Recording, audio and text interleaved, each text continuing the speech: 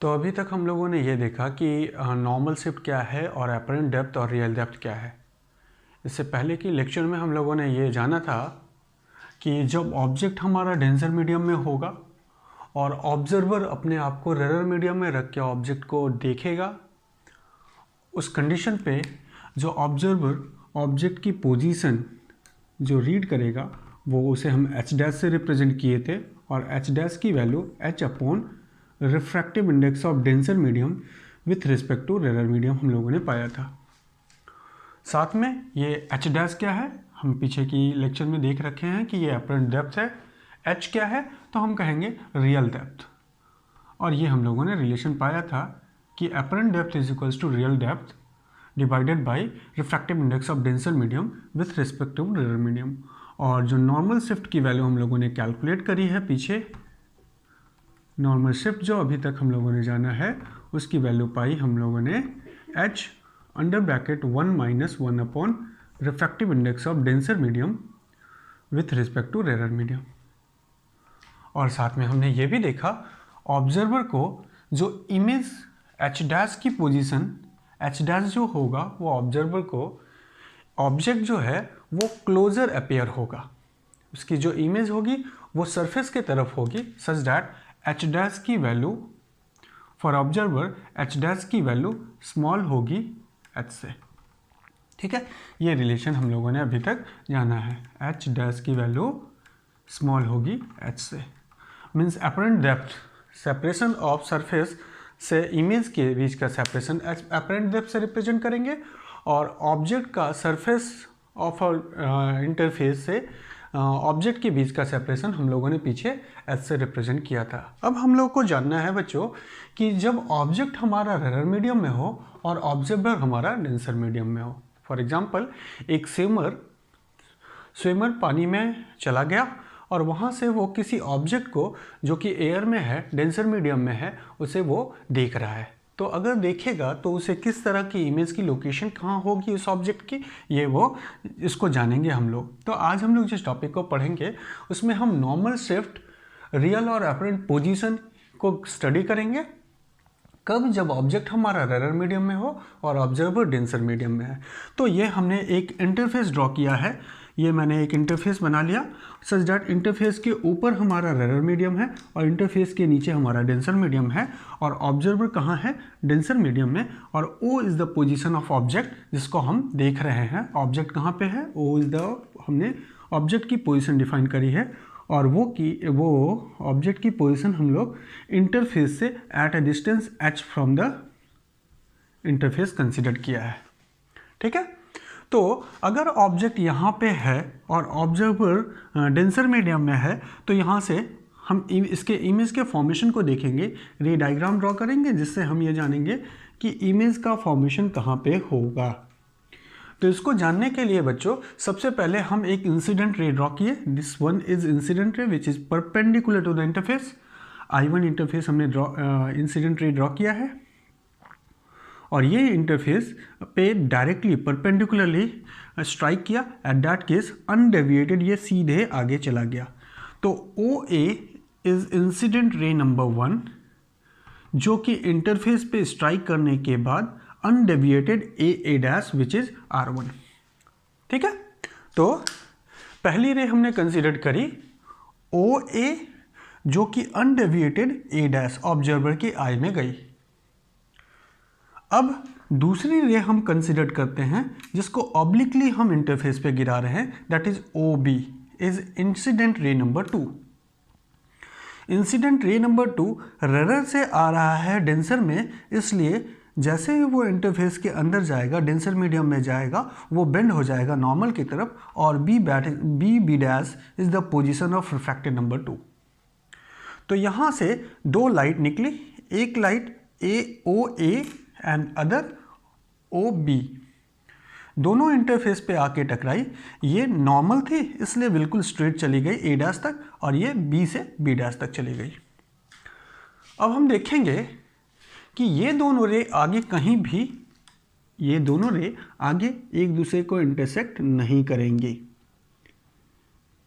ठीक है, क्योंकि जैसे जैसे रे डेप्थ में जाएगी डेंसर मीडियम के, वैसे वैसे ये डेविएट होती जा रही है, फैलती हुई जा रही है। सो ये दोनों आपस में एक दूसरे को इंटरसेक्ट कहीं नहीं करेगी। तो बाय प्रिंसिपल ऑफ रिवर्सिबिलिटी अगर इसी रे को हम फिर से रीट्रेस करें अलोंग इट्स पाथ, तो हम देखेंगे ये रे हमारा इंसिडेंट रे नंबर 1 फिर से हम रिट्रेस करें तो इसका पाथ हम इंटरचेंज कर देंगे, तो ये सीधा हम ऊपर ड्रॉ कर सकते हैं। और रिफ्लेक्टेड रे नंबर 2 को अगर हम इसके पाथ को रीट्रेस करें प्रिंसिपल ऑफ रिवर्सिबिलिटी की प्रॉपर्टी से, तो हम देखेंगे क्या, ये दोनों रेज एक दूसरे को इंटरसेक्ट कहाँ करेंगे, आई पे। सो ऑब्जर्वर को ये ऑब्जेक्ट की इमेज हमें कहाँ दिखाई देगी, आई पे। अगर हमने O से A के बीच के सेपरेशन को H कंसिडर कर लिया है, तो एक और कंसिडरेशन हम यहाँ कर रहे हैं, और वो I से लेके सरफेस के बीच के सेपरेशन को H डैश कंसिडर कर लें। तो what will be the value of H dash in comparison to H and refractive index, यही हम लोगों को जानना है। तो देखते हैं, अगर हम ऑब्जर्वर के लिए देखें तो ऑब्जेक्ट्स की जो सरफेस से पोजीशन है, सेपरेशन है, उससे ज़्यादा इमेज की सेपरेशन आ रही है। ठीक है, तो पहली कंडीशन तो हम यहाँ जान रहे हैं कि H dash will be position of H, the value of H dash is greater than H। इसको हम ऐसे कह सकते हैं कि for observer position of image, इस ऑब्जेक्ट की इमेज यहाँ पे बनी है, तो हम कह सकते हैं position of image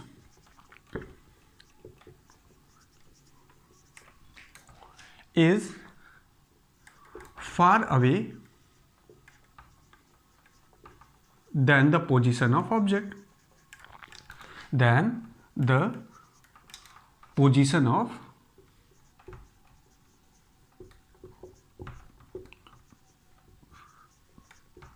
object from surface of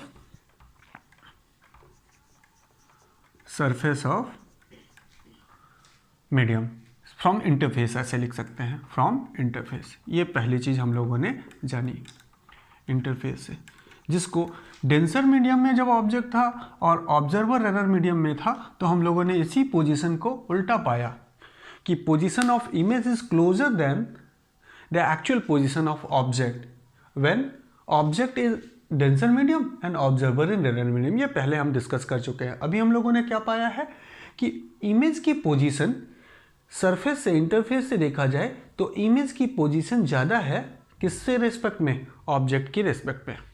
तो ये हम कितना ज़्यादा है इसी रिलेशन को यहाँ पे डिराइव करेंगे। नाउ अब H डैश की पोजीशन हमें डिफाइन करनी है।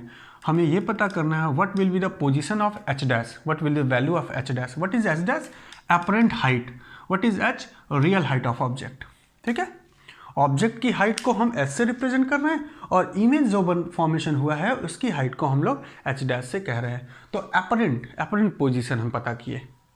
तो इसको जानने के लिए हम यहाँ पे कह सकते हैं कि अगर इस एंगल को देखा जाए तो ये हमने एक नॉर्मल ड्रॉ किया है, और यहाँ जो एंगल बना है ये इंसिडेंट रे और नॉर्मल के बीच में बना हुआ है, इसलिए इस एंगल को हम एंगल ऑफ इंसिडेंस कह लें। नाउ अगर ये एंगल ऑफ इंसिडेंस है तो ये एंगल क्या हो जाएगा, तो हम इसको कहेंगे this is angle of refraction, this is angle of refraction.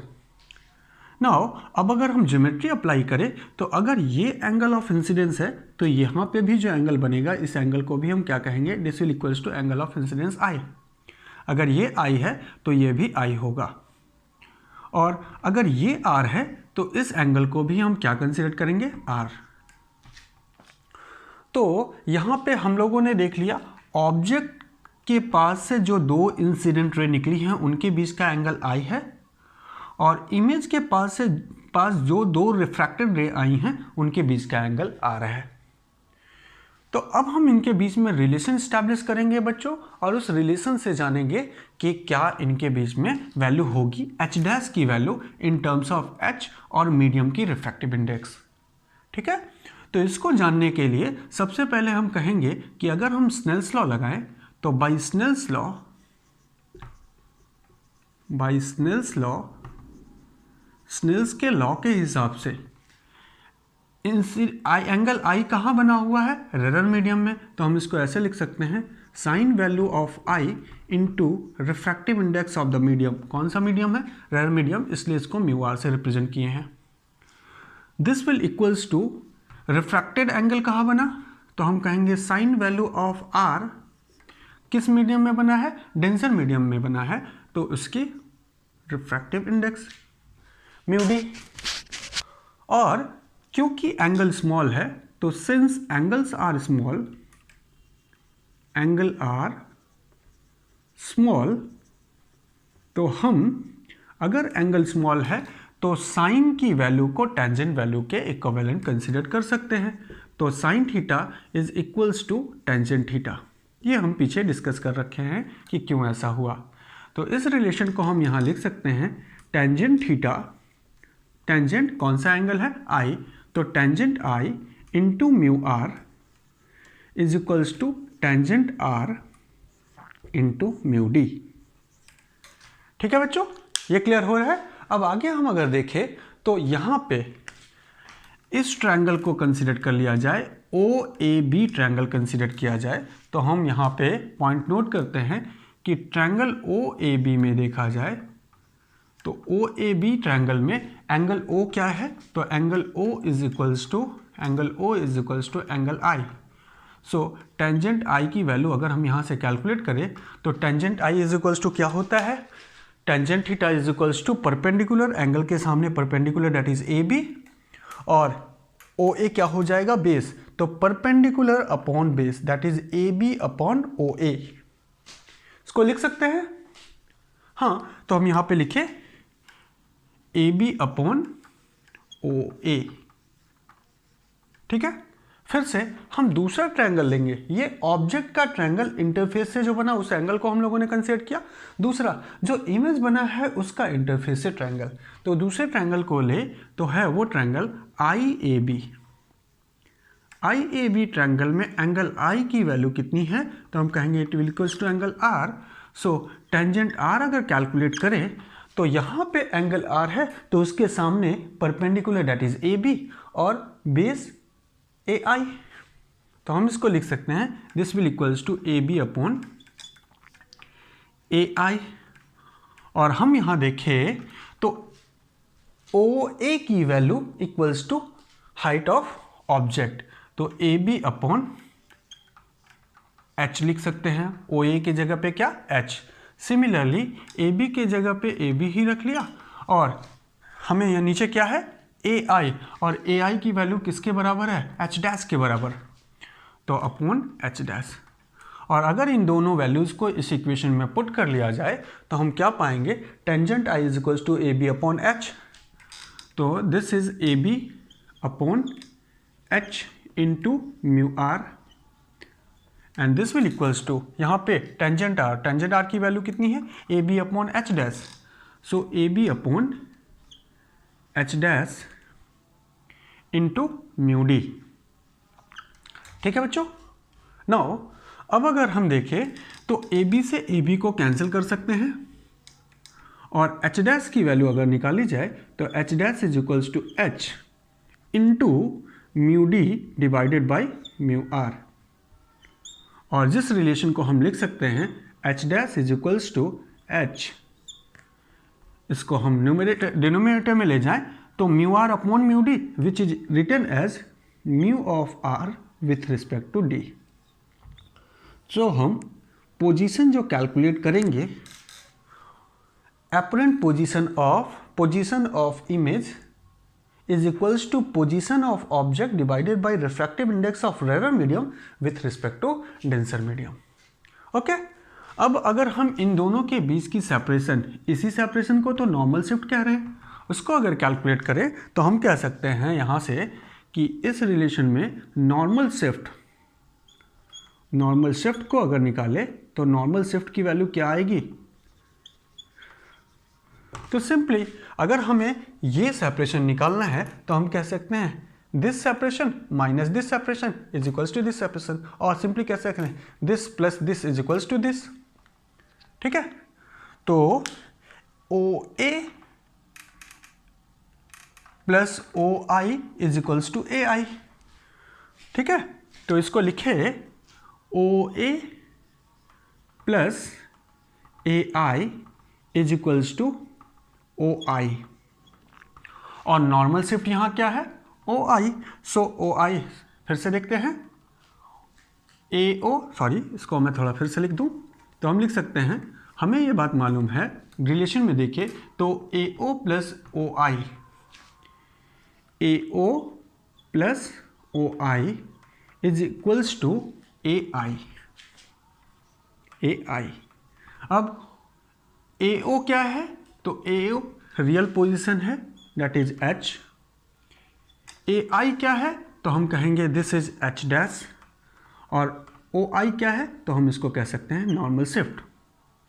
So normal shift का यहाँ फॉर्मूला क्या मिलेगा, normal shift is equals to H dash minus H, और एच डैश की वैल्यू यहाँ से निकाली जाए तो हम कह सकते हैं H upon refractive index of rare medium with respect to denser medium minus H, और इसमें से सिंपली अगर सॉल्व करें तो हम पाएंगे कि normal shift is equals to, normal shift की क्या वैल्यू पाएंगे बच्चों, तो normal shift is equals to H common ले लिया जाए तो 1 upon refractive index of rare medium with respect to denser medium minus 1।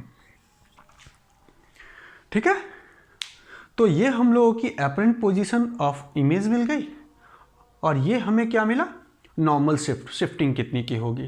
तो इसको अगर नोट करें तो हम सिंपली ऐसे लिख सकते हैं, इस पूरे पोर्शन को मैं इरेज करता हूँ, तो हम पाएंगे क्या कि एपरेंट पोजीशन जो मिलेगा, इमेज की पोजीशन जिसको हम एपरेंट पोजीशन भी कह रहे हैं, एपरेंट पोजीशन जो मिलेगा H dash is equals to H upon refractive index of rare medium with respect to denser medium.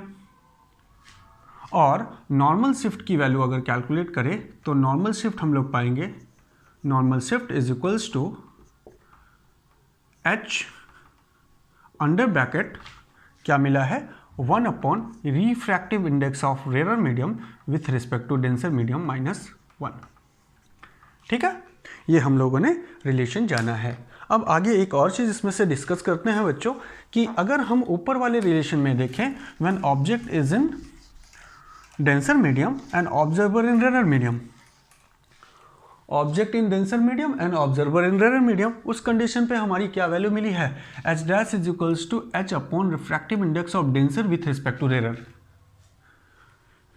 When object in rare medium and observer in denser medium, उस condition पे H dash की position क्या मिली है, H upon refractive index of rare medium with respect to denser. तो ये हम कहीं डेंसर कहीं रेयर, कहीं रेयर कहीं डेंसर, ये इसमें बड़ा कन्फ्यूजन हो जा रहा है हमें। तो मैं एक टेबल आपको बना रहा हूँ, इससे रिगार्ड एक टेबल बना रहा हूँ, जिस टेबल में मैं सिंपली इन सारी चीज़ों को अरेंज करता हूँ। तो सबसे पहले देखते हैं कि इस प्रॉब्लम को, ये इतना बड़ा कन्फ्यूजन जो है, यहाँ पे कहीं पे रिफ्रैक्टिव इंडेक्स डेंसर मीडियम का with respect to rare medium, यहाँ पे रेयर मीडियम का with respect to denser medium, फिर से यहाँ पे डेंसर बाई रेयर, यहाँ रेयर बाई डेंसर। तो ये हम इसको सॉर्ट आउट करने की कोशिश करेंगे। ठीक है, तो देखते हैं, पहले मान लिया जाए पोजीशन ऑफ ऑब्जेक्ट, हम टेबल बना रहे हैं जिसमें ऑब्जेक्ट की पोजीशन डिफाइन करेंगे।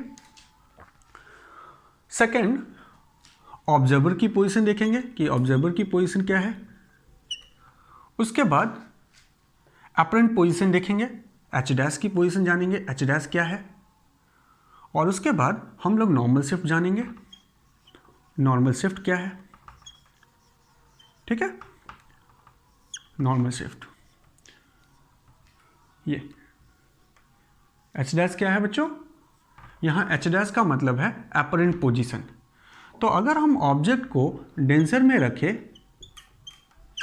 ऑब्जर्वर को रेयर में रखें, ऑब्जेक्ट को डेंसर में एंड ऑब्जर्वर को रेयर में, तो एच डैश की वैल्यू क्या आई है, H upon refractive index of denser with respect to rare. और नॉर्मल शिफ्ट की वैल्यू क्या आई है, H under bracket 1 minus refractive index of denser medium with respect to rare medium.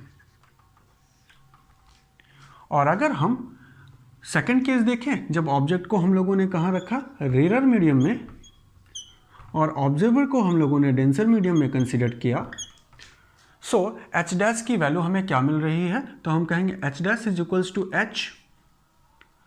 H divided by refractive index of rare medium with respect to denser medium. और normal shift की position हम लोगों ने पाया H1 upon refractive index of rare medium with respect to denser medium -1। ठीक है, तो यहाँ दो तरीके से हम चीज़ों को समझ सकते हैं। पहला तरीका ये है कि हम क्यों ना denser with respect to rare ही जाने। तो अगर denser with respect to rare करेंगे तो ये H upon refractive index of rare with respect to denser medium को हम क्या सिंपली लिख सकते हैं, इट इज़ ऑल्सो रिटेन, ये जो फॉर्मूला है इस फॉर्मूले को हम लिख सकते हैं H into refractive index of denser with respect to rare medium. और उसी तरह से इस फॉर्मूले को हम लिख सकते हैं, this is also written as, कैसे लिख सकते हैं इसको हम, इस फॉर्मूले को अगर लिखना चाहें तो हम लिख सकते हैं H कॉमन ले लिया, 1 upon refractive index of rare medium with respect to denser medium में हमने पीछे सॉल्व करके देखा है और पाया है it will equals to this value -1।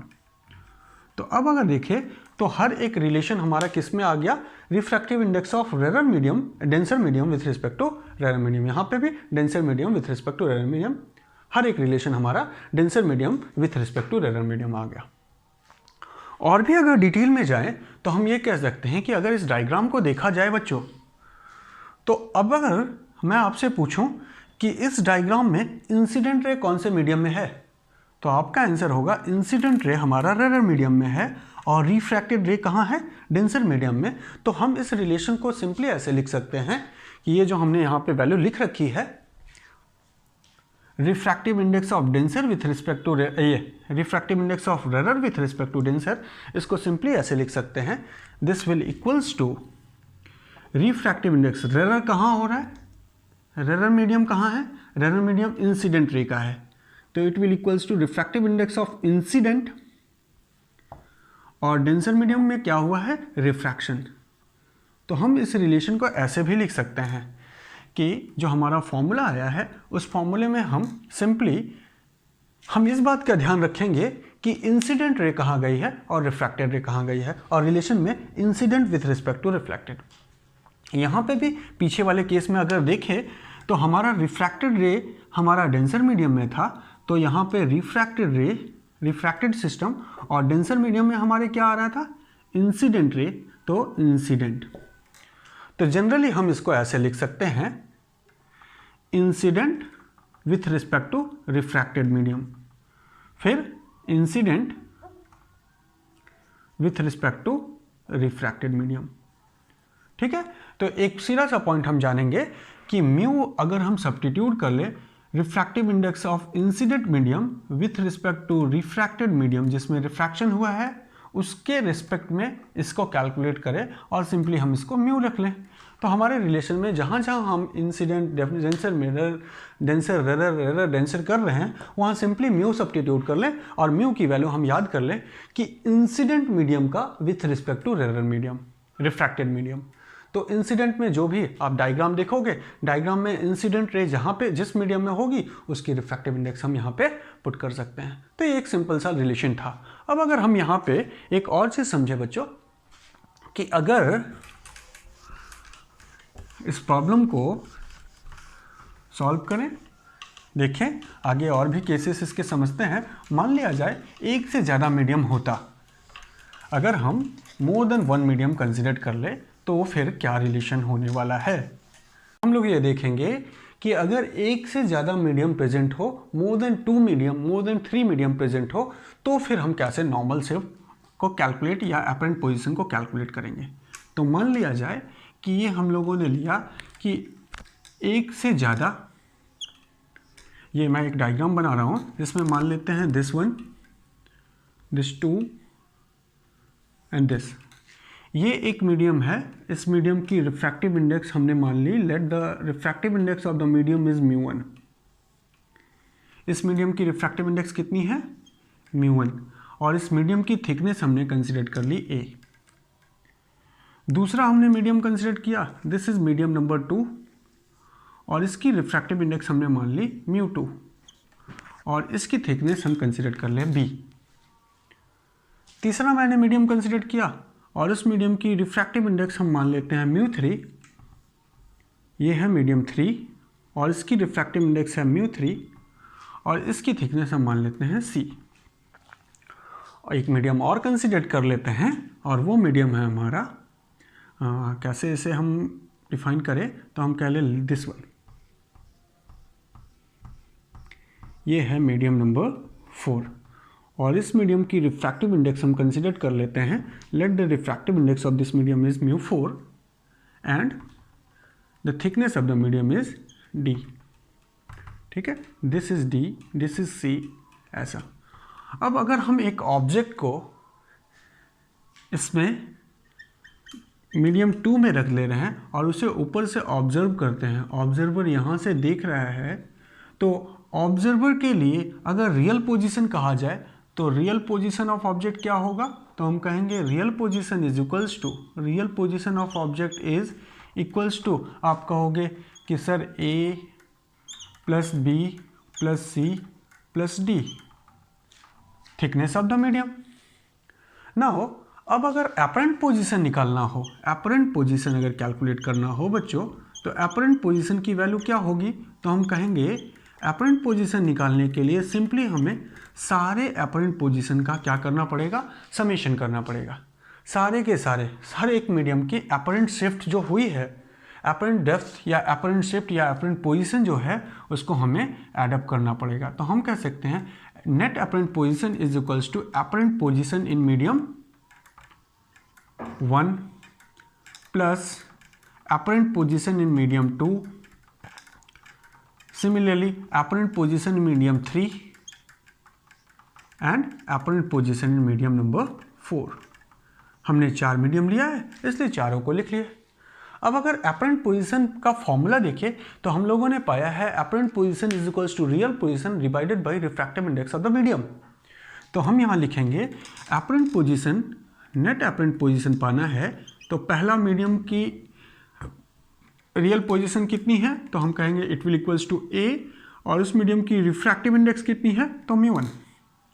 उसी तरह से दूसरे को देखें तो b upon μ2 plus c upon μ3 plus d upon μ4। तो सिंपली एपरेंट पोजीशन कैलकुलेट करने के लिए हमें ये फॉर्मूला अप्लाई करना पड़ेगा।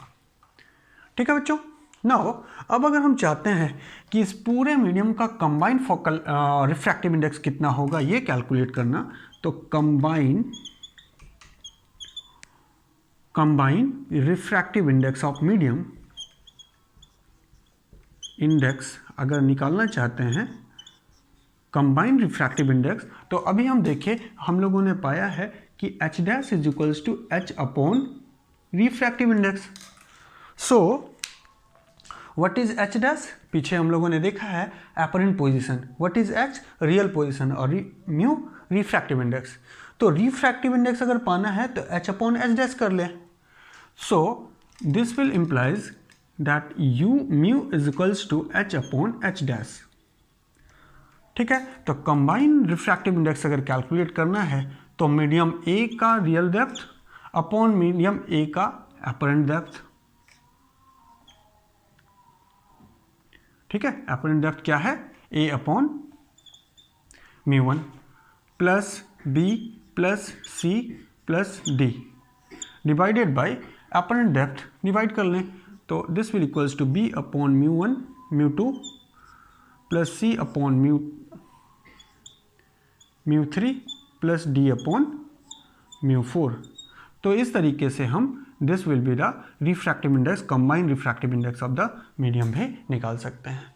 तो ये कॉन्सेप्ट मुझे लगता है आपको समझ में आया होगा और इसके बेसिस पे हम न्यूमेरिकल सॉल्व कर सकते हैं। ठीक है, तो इसको हम लोग देखेंगे, इसके बेसिस पे न्यूमेरिकल सॉल्व करेंगे। अब आगे एक और चीज़ हम जानते हैं, इसमें इससे रिलेटेड एक न्यूमेरिकल देखते हैं और वो न्यूमेरिकल है कुछ ऐसा।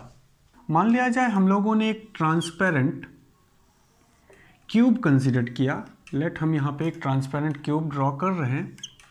मान लिया जाए ये हमारा एक ट्रांसपेरेंट क्यूब है जिसका 2 डायमेंशनल अरेंजमेंट हम देख रहे हैं। इसकी रिफ्रैक्टिव इंडेक्स हमें मालूम नहीं है, सच दैट ये जो फेज देख रहे हैं इस फेज को हम कह ले let it will be phase number 1, ऊपर से देख रहे हैं, and this is phase number 2, phase 2। एक ट्रांसपेरेंट मीडियम है और इस ट्रांसपेरेंट मीडियम की रिफ्रैक्टिव इंडेक्स हमें नहीं मालूम है, हमें कैलकुलेट करनी है इसे। इस ट्रांसपेरेंट मीडियम में एक एयर बबल जो है दिख रहा है हमें, बीच में एक एयर बबल है। उसको अगर हम फेस 1 से देखते हैं तो इसकी अपरेंट पोजीशन जो दिखाई देती है, apparent position from face 1, from F1, ये 6 सेंटीमीटर है। और अगर हम फेस 2 से देखते हैं तो इसकी अपरेंट पोजीशन जो हमें मिल रही है फ्रॉम फेस 2, ये है 4 सेंटीमीटर। ठीक है, हमने एक क्यूब कंसीडर किया है, ट्रांसपेरेंट क्यूब हमने मान लिया, ये ट्रांसपेरेंट क्यूब हम कंसीडर कर ले। अगर इस तरह से हमने एक ट्रांसपेरेंट क्यूब कंसीडर कर लिया, उसके ऊपर से जब देखें तो उसके बीच में एक एयर बबल है, वो हमें विजुलाइज हुआ, उसकी अपरेंट पोजीशन हमें 6 सेंटीमीटर मिलती है। लेकिन अगर हम नीचे से देख रहे हैं तो उसकी अपरेंट पोजीशन हमें 4 सेंटीमीटर मिल रही है। इस ट्रांसपेरेंट मीडियम की रिफ्रैक्टिव इंडेक्स हमें मालूम नहीं है और हमने कहा इस ट्रांसपेरेंट मीडियम का, ये ट्रांसपेरेंट मीडियम जो है, ये हमने एक सिस्टम ले रखा है, इसकी एज की थिकनेस जो है वो 15 सेंटीमीटर है। तो हमें ये कैलकुलेट करना है कि what will be the real position of air bubble from face 1 and face 2। ठीक है, तो क्या क्या फाइंड करना है? Find real position from F1 and F2। F1 and F2 से रियल पोजीशन पता करना है और साथ में also calculate its refractive index, it's refractive index. आपको क्या क्या कैलकुलेट करना है कि फेस 1 से वो ऑब्जर्व तो हो रहा है 6 सेंटीमीटर पे, लेकिन रियल पोजीशन उसकी कितनी है, और फेस 2 से ऑब्जर्व हो रहा है 4 सेंटीमीटर पे, लेकिन रियल पोजीशन क्या है, और साथ में इस मीडियम की रिफ्रैक्टिव इंडेक्स कितनी है।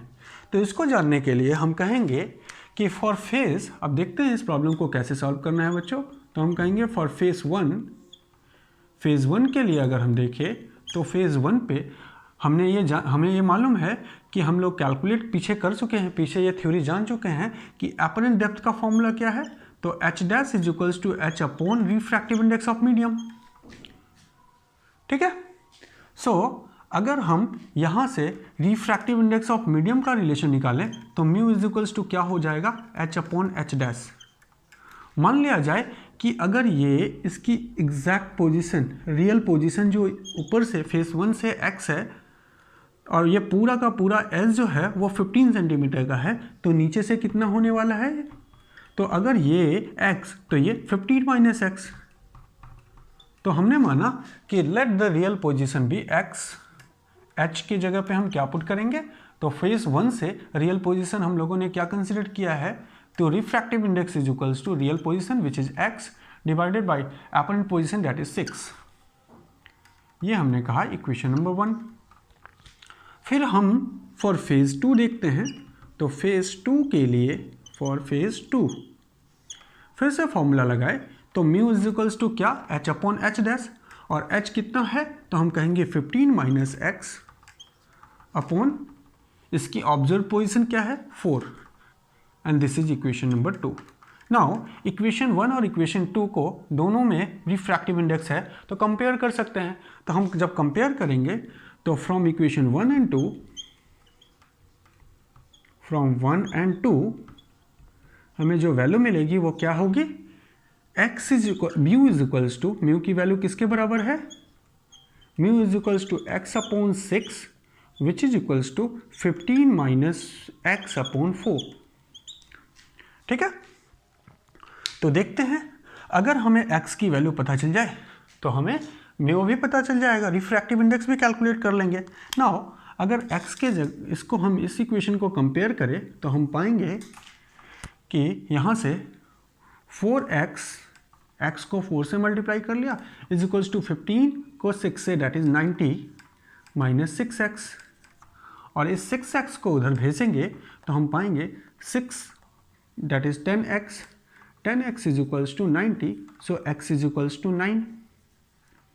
तो अगर x की वैल्यू 9 आ जाती है तो फेज़ 1 से कितने पोजीशन पे दिखाई देगी, 9 सेंटीमीटर पे। तो फेज़ 2 से उसकी ओरिजिनल पोजीशन कहाँ है, सॉरी फेज़ 1 से अगर उसकी एग्जैक्ट पोजीशन 9 है तो फेज़ 2 से कितना होने वाला है, 6 पे होगा।